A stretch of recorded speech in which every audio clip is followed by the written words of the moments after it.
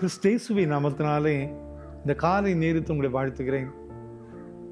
எப்படி இருக்கீங்க? நல்லா தூங்கி ஓய்வெடுத்து இந்த புதிய நாளில் ஆண்டவருடைய சமூகத்திலே நம்ம காத்திருக்கோம்ல. இந்த உலகம் எல்லாம் நம்ம கைவிடக்கூடிய உலகம் தான். உலகத்தை எதையும் நாம் நம்பி போனாலும் கூட ஒரு நாள் நம்மை கைவிட்டு செல்வதை நாம் பார்க்கிறோம். இந்த உலகத்திலே நாம் காணுகிற எந்த ஒரு உறவுமே நமக்கு நிலையான உறவுகள் இல்லை. ஆனா திருமறை சொல்லுகிறது, புலம்பல் 3:31 ஆண்டவர் என்றென்றைக்கும் கைவிட மாட்டார் என்று வாசிக்கிறோம்.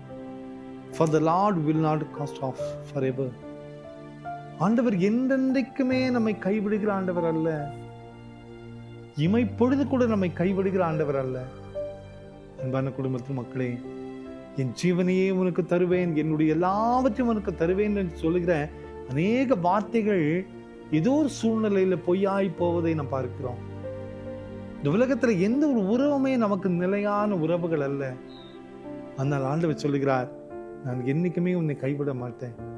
இந்த உலகம் நம்மை கைவிட்டு விடும், இந்த உலக உறவுகள் நம்மை கைவிட்டு விடும், இந்த உலகத்துடைய காரியங்கள் நம்மை கைவிட்டு போயிடும்.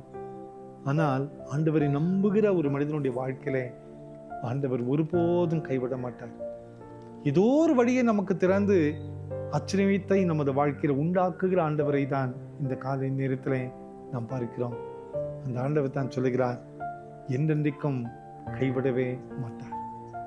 அன்பான குடும்பத்து மக்களே, மார்த்தாள் மரியாள் லாசருவை இழந்த நிலையில, கைவிடப்பட்ட நிலையில கலங்கி நின்றதை பார்க்கிறோம். ஆனால் இயேசுவானவர் வருகிறார், சற்றும் எதிர்பார்த்திராத ஒரு அற்புதத்தை அந்த இடத்துல செய்கிறார்.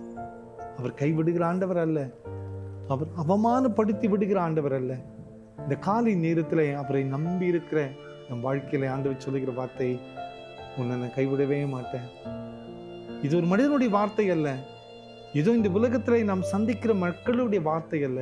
இந்த உலகத்தையே உண்டு பண்ணி உங்களையும் என்னையும் உருவாக்கின ஆண்டவர் சொல்லுகிற வார்த்தை, உன்னை நான் கைவிடவே மாட்டேன். ஒருபோதும் ஆண்டவர் கைவிட மாட்டார்.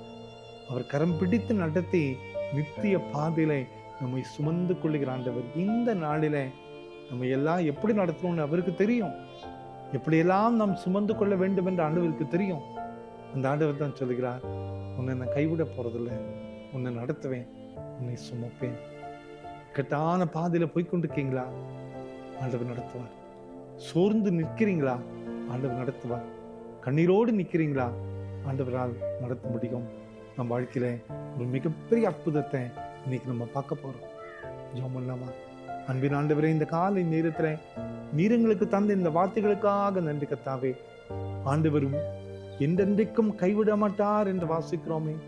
நீர் ஒருபோதும் எங்களை விட்டு விலகி எங்களை கைவிடுகிற ஆண்டவர் அல்லப்பா.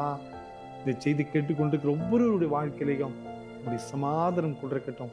அற்புதங்களை காண கிருபையும் எங்களை மறைத்து நீ பேசும் வெளிப்படும். இயேசுவின் மூலம் ஜெபங்களும் எங்கள் நல்ல பிதாவே.